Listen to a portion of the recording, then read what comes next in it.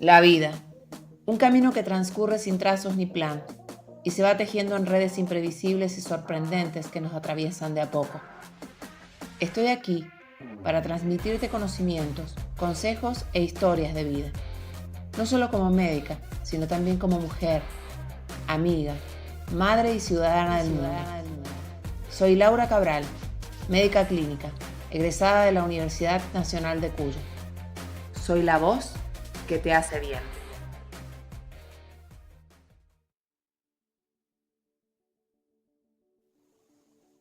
Octubre. La palabra octubre viene del latín. Etimológicamente en su raíz, october, bris, de octo, que significa 8 meses.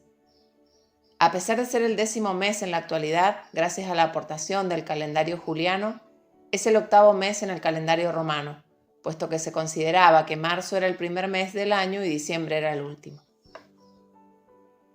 También tiene un significado espiritual. Algunos recuerdan a los muertos y los veneran, otros a las brujas y hacen lo mismo. Pero para mí, octubre es el mes de la primavera absoluta. Hay una gran turbulencia energética por la llegada de la primavera. Flores de distintos colores, brotes, distintos tonos de verde, todo nuevo, multicolores, trinos. Y hasta la pelusa de los álamos que en Mendoza nos tiene a maltraer a los alérgicos. Y también es un mes para hablar de un problema de salud muy importante que podemos detener, que es el cáncer de mama en las mujeres. Es el mes de concientización y sensibilización acerca de este problema. Por ahí en algún lugar viste alguno portando un distintivo rosado en su pechera, porque nos incluye a todos. A las mujeres, por supuesto, que somos las que llevamos las mamas, esa parte del cuerpo que nos indica la nutrición hacia otro ser y la sensualidad y el erotismo. Pero todos tenemos mamas, también los hombres, aunque en ellos es el 1% la posibilidad de tener cáncer. Pero cuando digo todos tenemos mamas, me refiero a las de la esposa, la pareja, las de una amiga, la de una hija. Mamas por todos lados, porque es un problema de salud que nos incluye a todos. Y me puse a pensar en la importancia de comunicar un mensaje. Y esto aplica a todas las situaciones de la vida. Abro un paréntesis y aprovecho para reflexionar con vos. Desde el que emite hasta el que recibe el mensaje está teñido de impronta. El lenguaje es una de las características, si no la más importante, que nos diferencia de otros seres vivos. Nuestra especie, a través del lenguaje, puede comunicar. Hemos aprendido distintas lenguas y modismos, frases verbales, pero todo implica entender las palabras. Y me pregunto, ¿será que lo que yo te digo, vos que me estás escuchando, lo recibís de la misma forma? Ojalá que así sea. Cuando emitimos un mensaje con palabras, lo hacemos desde un lugar particular, empezando por el género, la educación, la cultura, alguna etnia en particular, y le damos un color especial, el énfasis, la modalidad, la forma, que tiene que ver con nuestra historia. Y el que recibe el mensaje lo escucha también desde esos lugares.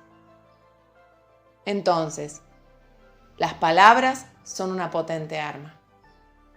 Son las que te pueden llevar a la resurrección o al mismísimo infierno. Es por eso que te sugiero que seas cuidadoso con tus palabras en los mensajes cotidianos de la vida. A veces provocan daños irreparables y dolor. Y otras simplemente pueden cambiarle el día a alguien. Cierro paréntesis. Bueno, quería decirte algo sobre eso, el poder de las palabras y los mensajes. Dicho esto, intentaré comunicar a través de este episodio una realidad que nos golpea siempre y cerca: el cáncer de mama. Voy a dedicar este episodio a 2 personas. Una que ya no está entre nosotros, Angelita de Natale, mi vecina y amiga. Ella era muy importante para mí. En mis días de estudio, cuando todavía no me recibía y decidía cortar un ratito de estudiar para descansar, me iba a su casa a tomar unos mates y charlábamos de algo. Nos reíamos. Me acompañó un montón. Y también fue la persona que durante muchos meses se dedicó a sacarme los piojos de mi melena ruluda. Yo estaba terminando mi carrera y había un viejito internado en el hospital central. Solito, abandonado, no tenía nadie y a mí me daba mucha pena. Yo me había encariñado con él y él conmigo. Cuando me veía llegar, me hablaba. Y hablaba con una vocecita tan baja que yo tenía que acercar mi oído a su boca. Yo creo que de ahí vinieron mis piojos. Tuve pediculosis durante meses. Era difícil meterse en esta cabeza llena de rulos largos, y muchos. Bueno, Angelita me sacó cada uno. Cada vez que me pasaba el peine eran fiestas. Nos reíamos mucho. Yo insultaba mucho. Me la pasé puteando los piojos durante meses hasta que me los sacó. Con amor y mucha paciencia. Ella no pudo contra el cáncer, pero sí pudo con la vida. Tuvo una vida muy entregada y consciente. Siempre está conmigo en el recuerdo. Y para ella va mi homenaje. Y también para una doctora querida, conocida, reconocida también por todo el mundo y en Mendoza, por su don de persona y porque es una guerrera. Es la doctora Sandra Mota Wernicke, 45 años, médica clínica, jefa del servicio de clínica médica del Hospital de Encinas y a cargo del consultorio de pie diabético, actualmente. Mamá de Luana y Tiago. Mamá, hija, hermana, amiga. Ella tuvo un gran rol en la pandemia trabajando en el servicio. Y a raíz del COVID soportó una neumonía importante que la sacó del juego por un tiempo. Estuvo varios días internada y pudo recuperarse de la neumonía, pero tuvo que hacer reposo. Entonces, como contaba con algo más de tiempo, decidió controlarse, hacerse sus estudios ginecológicos y gracias a una resonancia de control, porque ya tenía múltiples quistes, se encontró un nódulo mamario. Y desde ahí, otra historia, donde en serio sacó a la guerrera. Hicieron su cirugía, hizo su tratamiento con quimioterapia. Actualmente está con hormonoterapia y muy bien, hace 3 años, controlándose con su oncólogo. Ella tiene sueños, está planeando comunicar también, como yo. Y me dice, estuve rodeada de mujeres que tejieron una hermosa red que me sostuvo y contuvo siempre. Me gusta bailar y cantar. Eso me hace feliz. Va para ella también mi homenaje. El cáncer de mama es el cáncer más frecuente en las mujeres, tanto en países desarrollados como aquellos en desarrollo. En los países con ingresos bajos y medios, su incidencia ha aumentado constantemente en los últimos años, debido al aumento de la esperanza de vida, de la urbanización y a la adopción de modos de vida occidentales. Aunque se las considera una enfermedad del mundo desarrollado, la mayoría de las defunciones por esta causa, el 69%, se registra en países en vías de desarrollo. Las tasas de supervivencia, es decir, cuántos sobreviven después de haber hecho un tratamiento con curación, varían mucho en todo el mundo. 80% en América del Norte, Suecia y Japón, 60% aproximadamente en países de ingresos medios y cifras menores al 40% en los países de ingresos bajos. Esto se debe a 2 motivos. Por la falta de programas de detección precoz, que hace que muchas mujeres lleguen al médico ya con una enfermedad avanzada, pero también por la falta de servicios adecuados de diagnóstico y tratamiento. Los factores de riesgo para este cáncer son los antecedentes familiares que aumentan 2 o 3 veces las posibilidades de tenerlo. Algunas mutaciones que en realidad son raras, pero existen mutaciones genéticas. Y los factores reproductivos asociados a una exposición prolongada a estrógenos endógenos, o sea, los generados en el propio cuerpo, como una primera menstruación temprana o una menopausia tardía. Tener el primer parto de edad madura. Y también por factores exógenos, como el uso de anticonceptivos orales y tratamientos de sustitución hormonal que predispondrían a tener cáncer de mama. La lactancia materna, en cambio, es uno de los factores de protección para este cáncer. Existe una gran cantidad de factores de riesgo también, que son los modificables. El 21% de todas las muertes por cáncer de mama registrados en el mundo son atribuibles además al consumo de alcohol, el sobrepeso y la obesidad. Y atentos, la falta de actividad física. En nuestro país, y según el Instituto Nacional de Cáncer, publicado en la página Mi Argentina, en el año 2022 se registraron 6.000 defunciones, es decir, 24 por cada 100.000 mujeres.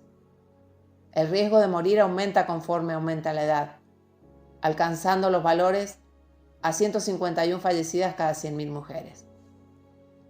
En cuanto a la localización, lo más elevado en mortalidad son las provincias de San Luis y Tierra del Fuego, y lo más bajo, Jujuy, Salta, Catamarca, San Juan, Santiago del Estero, Santa Cruz y Chubut. Respecto a la tendencia temporal a lo largo del periodo 2002-2022, sería la última década la tasa ajustada de mortalidad por cáncer de mama continúa con un descenso constante y significativo, a un ritmo de menos de 0,1% anual. Eso significa que estamos comunicando mejor con esta información. ¡Vamos! La tasa de mortalidad de cáncer de mama para la Argentina en el 2022 fue de 15,8, evidenciándose una disminución con respecto al 2021. Entonces, te dejo 2 tips, consejitos prácticos. 1, el autoexamen. La idea de que toques tus mamas al bañarte o al acostarte es que aprendas a conocer con tu tacto lo que significa el tejido mamario normal. Al testearlo cotidianamente vas a empezar a sentir si existe alguna posibilidad de tener un nódulo pequeñito. Lo haces deslizando tus dedos, como un pianito, alrededor de las mamas, siempre sobre un plano duro, el de las costillas o los músculos. Y el otro es observarte frente al espejo desnuda, para ver alguna asimetría. Inmediatamente concurrir al médico y recordar que hay que hacer controles ginecológicos frecuentes. Pero para eso tenés a tu médico de cabecera. Consultalo. Él sabe qué tiene que hacer. Te va a acompañar. La detección precoz es la gran posibilidad que tenemos de disfrutar la vida. El cáncer de mama tiene tratamiento. El más importante es llegar a tiempo. Te animo. Y para terminar te voy a contar una historia real, que está publicada en un libro llamado Resiliencia, Más allá de la adversidad, de Alejandro Gorenstein, licenciado en Ciencias de la Comunicación, periodista y productor de contenidos. Es la historia de la licenciada María Claudia Bosa, de Morón, provincia de Buenos Aires, bioquímica. Se llama Ponerse en los zapatos del otro. Y dice: miércoles 4 de enero de 2006. Como casi todos los días de su vida, María Claudia había ido al gimnasio. Cuando regresó a su casa, se bañó, se fue a trabajar al laboratorio y cuando regresó se sacó la chaqueta. Como hacía mucho calor, se puso un vestido. La llamaron por el celular y, como era su costumbre, mientras hablaba, apoyó el teléfono en una oreja y colocó su mano izquierda debajo de la axila derecha. Sentía algo distinto sobre la mama derecha. Siempre había tenido una displasia, pero noté que había salido un bultito que a la mañana no estaba. Me puse frente al espejo, vi que algo sobresalía y que estaba cambiada la estructura de la mama, recuerda María Claudia Osa, doctora en bioquímica por la Universidad de Morón. María Claudia trató de tomarlo con calma, porque su mamá había fallecido de cáncer de mama a los 54 años. Por aquel verano ella tenía 42. Al día siguiente se dirigió al hospital de Morón, donde se desempeña actualmente en la sección de hematología, y pidió a un colega que le hiciera una mamografía de urgencia. Luego, una doctora le comunicó que había que realizar una punción urgente. Cuando fui a buscar el resultado, abrí la carpeta y empecé a leer de atrás para adelante. Decía: carcinoma ductal invasivo. Y eso ya era suficiente para darme cuenta de que era algo malísimo. Me agarró una desesperación porque los médicos que me veían me decían que había que quitarme la mama de manera inmediata y después hacer quimio y rayos. Sin embargo, ella sabía perfectamente el lugar exacto donde estaba el nódulo, pero ninguno de los especialistas le hacía caso. La primera quimioterapia fue inolvidable. A partir de ese momento comenzó un calvario para ella, porque sentía que nadie la escuchaba, no quería que le quitaran su mama, sino que le practicaran una nodulectomía. Sin embargo, no pude evitar las primeras 4 sesiones de quimioterapia. La primera quimioterapia fue inolvidable. Salí de ahí y no paraba de vomitar. Cuando me acosté en mi cama no podía más que dormitar. Mi pareja, en ese momento, que también era médico, no me encontraba el pulso y lloraba a mares porque pensaba que yo estaba muerta. Él llamó al oncólogo hasta que medianamente fui saliendo, pero fueron 48 horas terribles. María Claudia tenía el cabello largo hasta la cintura y luego de la segunda quimio comenzó a percibir cómo sus rulos se iban desvaneciendo y desgranando por la almohada y por el piso de su casa. Estaba triste, preocupada y nerviosa. Yo no quería morirme. Tenía expectativas de vida, de hecho se me estaba por vencer el pasaporte y me fui con el pelo más o menos arreglado con una vincha para renovarlo, porque cuando saliera de esa situación quería irme de viaje a Marruecos a visitar a unos amigos. Lo único que no dejó de hacer durante el proceso de quimioterapia fue actividad física. Hacía step y spinning a escondidas del oncólogo, que le había pedido que solamente concurriera a lugares abiertos. Pero como era invierno, no le quedaron demasiadas opciones. Para mí fue lo mejor que pude hacer. Iba a todas las clases que podía. Cuando me vieron la primera vez con la peluca, las profesoras y mis compañeras tenían los ojos llenos de lágrimas, pero enseguida me abrazaron y me decían que siguiera yendo. Eso me daba más energía. Tenía fuerza para hacer las clases enteras. Hacía aerobox y bromeaba diciendo, ¡ojo, que se puede volar la peluca! Para ellos yo era alguien que no bajaba los brazos y que le daba pelea a lo que viniera, recuerda con una sonrisa. El mejor premio para una gran lucha. Para mayo del 2006, María Claudia ya tenía fecha para que le realizaran una mastectomía total, que sería durante los primeros días de junio. Sin embargo, seguía insistiendo en que no la revisaban bien y que lo que ella tocaba era como una especie de perla, y no podía creer que los especialistas que la palpaban no pudieran darse cuenta de lo que les estaba marcando. Pero luego de muchas idas y vueltas, de peleas interminables y de hacerse mucha mala sangre, consultó al Hospital Posadas, a una doctora, una eminencia, a quien tuvo que esperar hasta las 12 de la noche en su consultorio. Muy amablemente la doctora, que no le quiso cobrar la consulta, la revisó con una lupa y una regla y le midió el tamaño de lo que veía en la imagen. Es verdad, tenés mucha displasia. Yo estoy tocando lo que vos me decís. Yo mañana voy al Posadas, hago un despelote y te pongo en la lista para una nodulectomía y una extracción del ganglio centinela, le dijo. Muchas gracias, doctora, le contestó Claudia, con una sonrisa de oreja a oreja. María Claudia estaba feliz después de tanta lucha. Iba a tener su merecida recompensa. Finalmente la operaron el 1 de junio de ese mismo año.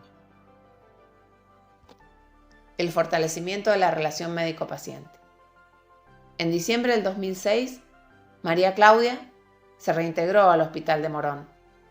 Todo lo que había vivido la había movilizado mucho. Antes de atravesar por la situación adversa que debía afrontar, pasaba por donde se encontraban los pacientes y le daba cierta congoja observar a una mujer con un pañuelo o a un niño pequeño con alguna enfermedad oncológica. Pero desde ese momento empezó a verlos con una mirada diferente. Como si les dijera, vos podés salir de esta situación, esto es algo pasajero, esto del pañuelo es nada, vas a ver que va a haber un antes y un después. Pasé a estar mucho más conectada con los pacientes, de tomarme el tiempo de llamarles por teléfono, avisarles, de sacarles nuevas muestras. Logramos que se les vaya a sacar sangre a sus casas. Se puso un móvil a mi disposición. Mi jefe y mis compañeros también cambiaron a raíz de lo que me pasó, cuenta orgullosa.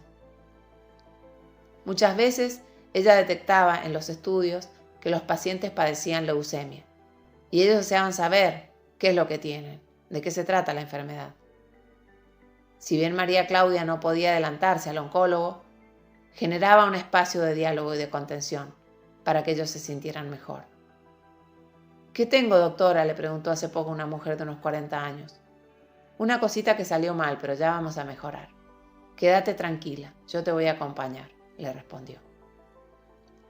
No es un paciente oncológico, diabético o cardíaco.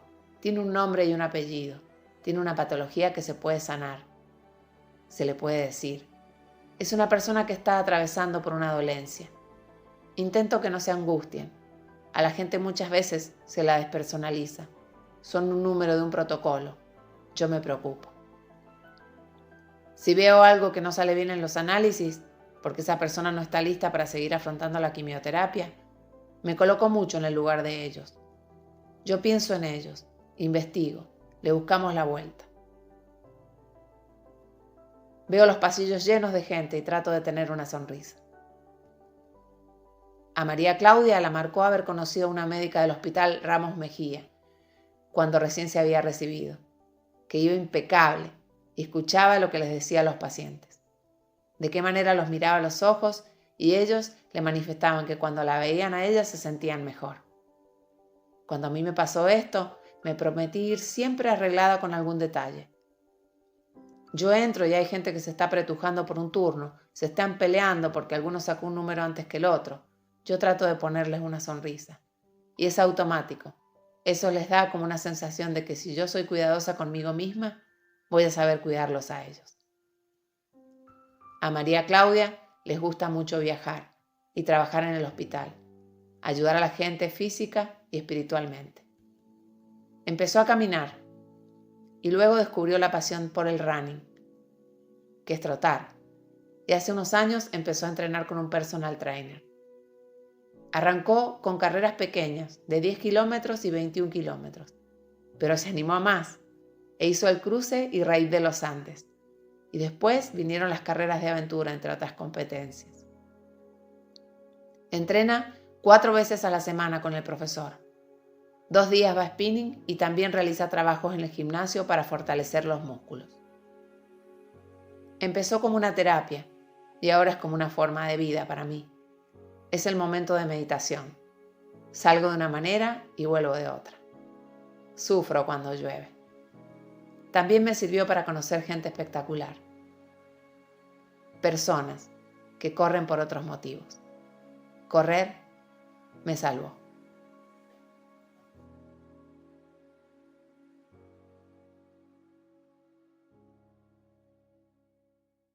Buena historia, ¿no?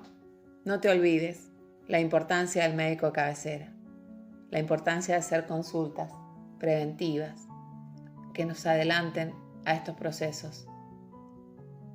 Y también que el cáncer de mama tiene tratamiento, pero que lo más importante es llegar a tiempo. Hasta aquí llegué. Espero que hayas entendido el mensaje como traté de emitirlo, que las palabras hayan tenido eco y además que lo hayas disfrutado como yo. Hasta la próxima. Soy Laura Cabral y esto fue La Voz que te hace bien. Te invito a escuchar más episodios en las plataformas Spotify e iVoox. Vamos, acompáñame.